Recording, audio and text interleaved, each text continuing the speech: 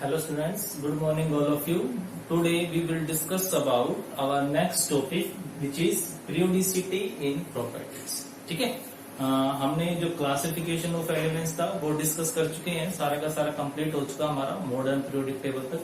अब जो नेक्स्ट आता है वो हमारा है इस यूनिट का second part and that is periodicity, causes of periodicity and periodicity in properties.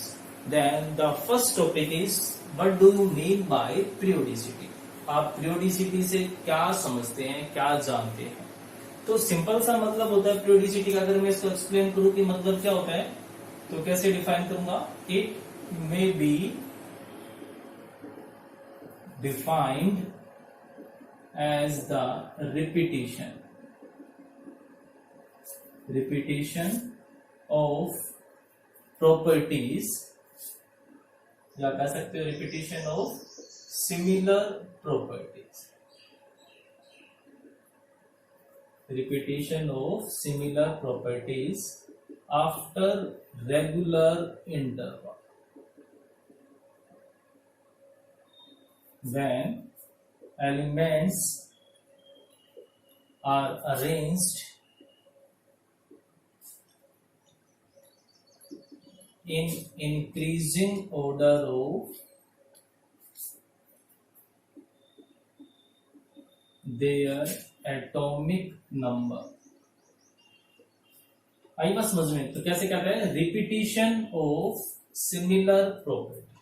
Simple सी बात कह रहा है कि जो प्रॉपर्टीज हैं उनका रिपीट होना, वो भी सिमिलर प्रॉपर्टीज का। कहता है कि जब हम एलिमेंट्स को increasing order of atomic number में लगाते हैं, सिंपल सी बात है, तब जो एलिमेंट्स हैं उनकी प्रॉपर्टीज रेगुलर इंटरवल पे रिपीट होती है।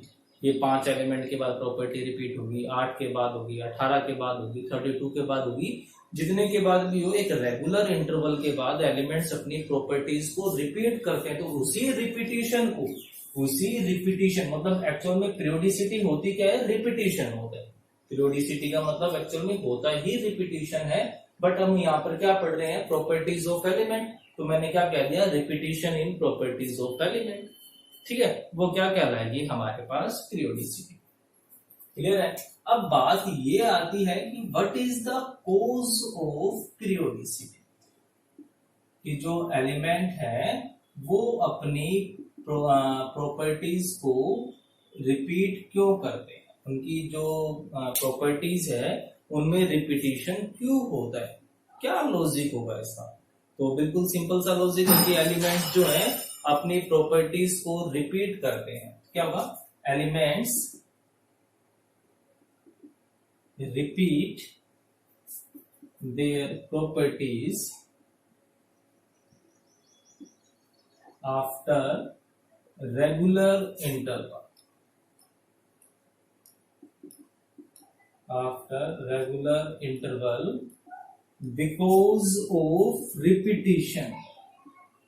because of repetition in valence cell configuration of elements। आई बस समझ में? क्या कहता है कि जो एलिमेंट है उनका जो वैलेंस सेल कॉन्फ़िगरेशन है, वैलेंस सेल का मतलब आउटर मोस्ट सेल, तो आउटर मोस्ट सेल कॉन्फ़िगरेशन, अब हम जानते हैं कि प्रॉपर्टीज किस पे डिपेंड करती है? आउटर मोस्ट सेल के ऊपर ही, आउटर मोस्ट सेल इलेक्ट्रॉन्स के ऊपर डिपेंड करती है, या कह सकते हो वैलेंस इलेक्ट्रॉन्स के ऊपर डिपेंड करती है। अगर वैलेंस इलेक्ट्रॉन सिमिलर है तो केमिकल प्रॉपर्टीज भी सिमिलर होंगी। तो वही कहते हैं कि रेगुलर इंटरवल के बाद जो वैलेंस इलेक्ट्रॉन्स है वो वैलेंस इलेक्ट्रॉन रिपीट होते हैं, और उसी रिपीटिशन की वजह से जो एलिमेंट्स हैं वो अपनी प्रॉपर्टीज को रिपीट करते हैं। तो that is cause of periodicity. यही क्या होता है बेटा? पीरियोडिसिटी का कॉज होता है। जैसे कि मैं सिंपल सी बात करूं, हमारे पास लिथियम है, सोडियम है, पोटाशियम। ठीक है, हम सब जानते हैं कि भाई इनकी प्रॉपर्टीज बिल्कुल सिमिलर होती है। मॉडर्न पीरियोडिक टेबल में हमने देखा भी था ना कि ये सब फर्स्ट ग्रुप के अंदर रखे हुए थे, लिथियम, सोडियम, पोटाशियम, रुबिडियम और सीजियम, इनकी प्रॉपर्टीज रिपीट होती हैं। तो वो रीजन क्या होगा? अब क्या कहता है, repetition of valence shell configuration, तो कॉन्फ़िगरेशन लिख कर रख लेते हैं। लिथियम का एटॉमिक नंबर 3 होता है, सोडियम का 11 होता है, पोटाशियम का 19 होता है। तो कॉन्फ़िगरेशन क्या हो गया, 1s2 2s1 वैलेंस शेल हो गया। सोडियम का 1s2 2s2 2p6 3s1, potassium का 1s2 2s2 2p6 3s2 3p6 4s1। तो आप यहां से क्या देख रहे हो कि जो s में इलेक्ट्रॉन है ना, वो s के इलेक्ट्रॉन्स क्या है, बिल्कुल सिमिलर है। तो एक्चुअल में भी ये तो नहीं कहूंगा ना कि भी पूरा का पूरा कॉन्फ़िगरेशन सेम है, पूरा कॉन्फ़िगरेशन तो सेम होगा ही नहीं, है ना। सिर्फ आउटर मोस्ट सेल के जो इलेक्ट्रॉन्स है वो बिल्कुल एक जैसे हैं। तो मैं कह सकता हूं कि इसी बेस पे एलिमेंट्स की जो प्रॉपर्टीज है वो रिपीट होती है। तो that is the cause of periodicity. समझ में आया कि पीरियोडिसिटी क्या होती है और उसका रीजन क्या होता है, उसका कॉज क्या होता है। तो अब यहां से हमारा टॉपिक स्टार्ट होता है ट्रेंड्स इन फिजिकल प्रॉपर्टीज। ठीक है, कि अब हमें चेंजेस देखने हैं, वेरिएशंस देखने हैं फिजिकल प्रॉपर्टीज में। तो जो हमारा टॉपिक है फर्स्ट जो इंपॉर्टेंट है सेकंड हाफ पार्ट का, वो है ट्रेंड्स इन फिजिकल प्रॉपर्टीज। अब फिजिकल प्रॉपर्टीज को तो हम सब जानते ही है ना। फिजिकल प्रॉपर्टीज क्या होती है, ऐसी प्रॉपर्टीज जिनको मेजर करने के लिए हमें कुछ भी केमिकल रिएक्शंस की रिक्वायरमेंट नहीं होगी। जैसे कि अगर मुझे किसी की लेंथ मेजर करनी है तो लगता है कि हमें पहले उसका ब्लड टेस्ट करना पड़ेगा। सिंपल मेजर कर सकते हैं, किसी का मास मेजर करना है, किसी का कलर मेजर करना है ना, किसी का साइज मेजर करना है, तो वो सब फिजिकल प्रॉपर्टीज में आते हैं। Those properties which can be measured without change any composition of that substance। अगर मैं किसी सब्सटेंस की कोई प्रॉपर्टी को मेजर कर रहा हूं और उस प्रॉपर्टी को हम मेजर कर सकते हैं उसकी कंपोजिशन में कोई भी चेंज किए बिना, तो उसको बोलते हैं फिजिकल प्रॉपर्टी। अब बात आती है कि what do you mean by trends. अब इन ट्रेंड का क्या मतलब होता है, तो ट्रेंड का बहुत ही सिंपल सा मतलब होता है, ट्रेंड्स का मतलब होता है चेंजेस और develop in a particular direction. ठीक है, तो मतलब change in a particular direction इस कौन सी, फिजिकल प्रॉपर्टी। मतलब पर्टिकुलर डायरेक्शन में उस फिजिकल प्रॉपर्टीज में क्या क्या चेंज आने वाले हैं, है ना। जैसे कि हमने 10th में पढ़ा हुआ कि जब हम अलोंग द पीरियड्स मूव करते हैं तब उसकी प्रॉपर्टीज में क्या चेंजेस आते हैं, जब हम अलोंग द ग्रुप्स जाते हैं तब उनकी प्रॉपर्टीज में क्या क्या चेंज आते हैं। तो ट्रेंड्स का मतलब क्या होगा, वही चेंज हो गए इन पर्टिकुलर डायरेक्शन। क्लियर है, तो समझे ना। तो इसके अंदर जो हमारा फर्स्ट ट्रेंड है वो फर्स्ट ट्रेंड है एटॉमिक साइज। ठीक है, तो दिखने में नाम बिल्कुल सिंपल सा लग रहा है, बट सोच के देखो कि जिस एटम को हम देख भी नहीं पा रहे हैं, जो एटम आइसोलेटेड फॉर्म में नहीं है हमारे पास, उस एटम का साइज कैसे मेजर करेंगे। देखो सबसे पहले सिंपल सी बात यह है कि हमने एटम्स को अज्यूम किया हुआ है कि वो स्फेरिकल फॉर्म में होता है। अब जब एटम को हमने स्फेरिकल फॉर्म में माना हुआ है तो हम उसके साइज को किसमें रिप्रेजेंट करते हैं, हमेशा रेडियस की फॉर्म। ठीक है, समझा। तो हम जो एटॉमिक साइज कह लो या एटॉमिक रेडियाई कह लो, तो हम रेडियस बात क्यों करते हैं, क्योंकि हमने अज्यूम कर लिया कि वो जो एटम है वो किस फॉर्म में है, वो स्फेरिकल फॉर्म में है। ठीक है, समझिए मत। तो जो एटॉमिक जो साइज है, ठीक है, तो जो एटम है, atoms are assumed to be spherical in shape, assumed to be spherical in shape। So we represent या we measure the atomic size in its radius। ठीक है, तो हम साइज को किस में मेजर करेंगे, इसकी रेडियस। तो मतलब कि मैं क्या कह सकता हूं कि जो एटॉमिक साइज है एक्चुअल में वो क्या है, एटॉमिक रेडिया है। तो अब इस चीज से मत कंफ्यूज होना कि सोचो रेडिया क्या अलग आ गई, तो कुछ भी नहीं है। जो रेडिया ही होती है, रेडियस का प्लूरल होता है, बहुवचन होता है ये, ठीक है। तो एटॉमिक रेडियाई की बात कर रहे हैं। तो अब जो हमारे पास जो एटॉमिक रेडियाई है, तो वो जो एटॉमिक रेडियाई है तो एक्चुअल में वो रियल रेडियाई नहीं होती है, वो इफेक्टिव रेडियाई होती है। मेरे कहा ना मैंने कि हम रियल रेडियस को तो मेजर कर ही नहीं सकते हैं। क्यों नहीं मेजर कर सकते? पहली बात, एटम तो हमें दिखाई नहीं देता है ना, तो हम उसको फीते से कैसे नापेंगे, कैसे मेजर करेंगे, ठीक है। फिर दूसरी बात ये आती है कि एटम को आइसोलेट करना मुश्किल है। भाई जो नोबल गैसेज है, चलो भाई वो तो फिर भी अकेली एग्जिस्ट करती है, बट क्या कभी हाइड्रोजन अकेला रहता है? वो तो H2 के फॉर्म में रहता है। फिर जब हमने उसको एनर्जी तोड़ दिया तो हो सकता है कुछ इलेक्ट्रॉन बाहर चले जाएं, कुछ इलेक्ट्रॉन एक्साइट हो जाएं, है ना। तो एटम जो है वो आइसोलेटेड फॉर्म में नहीं है। तीसरी सबसे बड़ी दिक्कत क्या है कि अकॉर्डिंग टू हेजिंगबर्ग अनसर्टेनिटी, कि वहां पर भी रेडियस का मतलब क्या होगा, अगर मैं समझाऊं, पहले रेडियस को मैं समझाऊं तो कैसे डिफाइन करूंगा? It may be defined as the distance between center of nucleus to the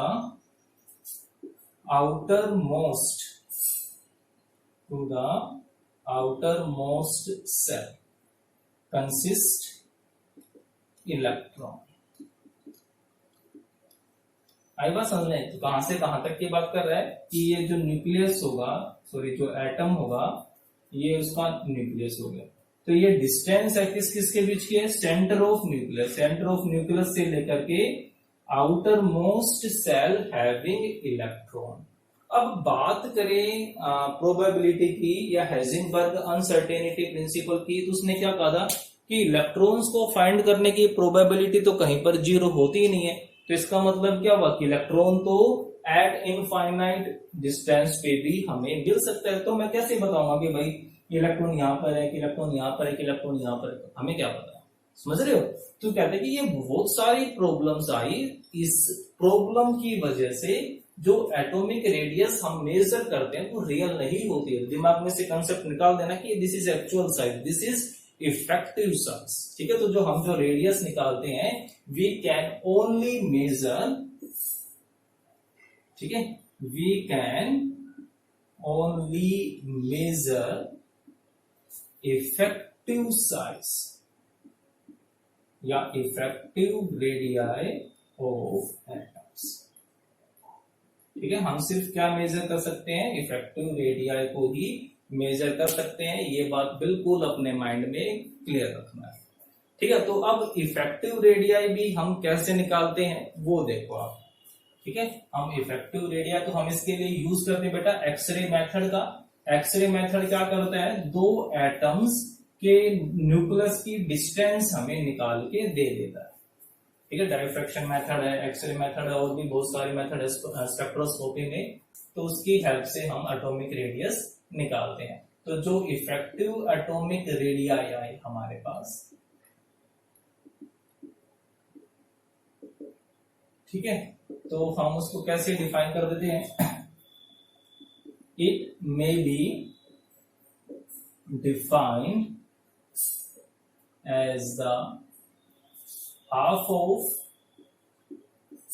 internuclear distance, half of internuclear distance between two combined atoms। I was defined as the half of internuclear distance between two combined atom, जो दो atoms जो combine हो रहे हैं उनके बीच की, मतलब कि साइंटिस्ट ने ये अज्यूम किया कि भाई हम अकेले एटम को तो आइसोलेट नहीं कर सकते, फिर दूसरी बात हमें उसकी बाउंड्रीज भी नहीं पता। तो साइंटिस्ट ने क्या अज्यूम किया कि भाई जो से दो मेरे पास एटम हो गए, उनके बीच में न्यूक्लियस हो गया और उसके चारों तरफ इलेक्ट्रॉन क्लाउड हो गया। तो जब वो एटम्स नजदीक जाएंगे, भाई इलेक्ट्रॉन इलेक्ट्रॉन क्लाउड में तो रिपल्शन होगा, मतलब कि वो एक पर्टिकुलर डिस्टेंस पे जाकर के रुक जाएंगे, है ना। मतलब कि उनके इलेक्ट्रॉन क्लाउड मिक्स भी नहीं होंगे, और फिर जब मैं उन दोनों के बीच के न्यूक्लियस की दूरी निकाल दूंगा तो मेरे पास क्या आ जाएगी? उनकी रेडियस भी आ जाएगी। जैसे एक एटम ये हो गया, ठीक है, ये इसका न्यूक्लियस है, ये उसका इलेक्ट्रॉन क्लाउड होगा, ऐसा साइंटिस्ट ने सोचा कि, और जो दूसरा एटम होगा, ठीक है, ये उसका न्यूक्लियस हो गया और ये इसका इलेक्ट्रॉन क्लाउड होगा। अब ये जो इलेक्ट्रॉन क्लाउड है आपस में मिक्स तो हो नहीं सकता है, क्यों नहीं मिक्स हो सकता है? Due to repulsion between electron cloud. तो उन्होंने सोचा कि भाई इन दोनों के न्यूक्लियस की दूरी निकालो और उस न्यूक्लियस की दूरी को आप हाफ कर दो, आपके पास क्या आ जाएगा? उसकी रेडियस आ जाएगी। मतलब जो रेडियस होगी वो रेडियस क्या हो जाएगी? Radius is equal to inter nuclear distance, inter nuclear distance by 2। Half of inter nuclear distance is called radius. वो क्या कहलाती है? वो रेडियस कहलाती है। Half of inter nuclear distance is called radius of that atom. ठीक है, but actual में ऐसा सही नहीं होता है, ये सिर्फ इफेक्टिव है। जब बाद में हम थ्योरी पढ़ेंगे, ओवरलैपिंग जो कंसेप्ट आया, उस कंसेप्ट से ये आया कि भाई जब दो एटम कंबाइन होते हैं तो उनके इलेक्ट्रॉन क्लाउड ओवरलैप हो जाते हैं। और वो ओवरलैप क्यों होते हैं? Due to attraction between nucleus and that electron cloud, nucleus and its electron cloud. तो उसकी वजह से जो इलेक्ट्रॉन क्लाउड होंगे वो आपस में इस तरीके से ओवरलैप हो जाते हैं। मतलब कि जो डिस्टेंस निकल के आती है वो एक्चुअल में छोटी ही होती है। ठीक है, तो अब हमारे पास जो रेडियस आती है वो भी डिफरेंट डिफरेंट टाइप की हो सकती है। हम जो बात कर रहे हैं एटॉमिक रेडियाई की, ठीक है, तो क्या कहता है कि जो एटॉमिक रेडियाई है may be of different types.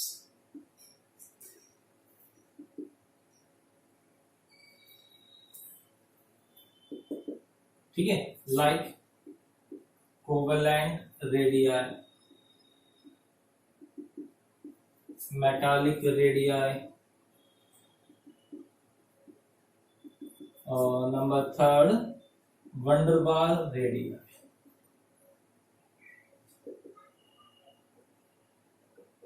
ठीक है बेटा, तो कोवेलेंट रेडियाई और जो मेटालिक रेडियाई है और जो एटॉमिक रेडियाई जो हमने अभी डिस्कस किया वो तो लगभग एक जैसी होती है।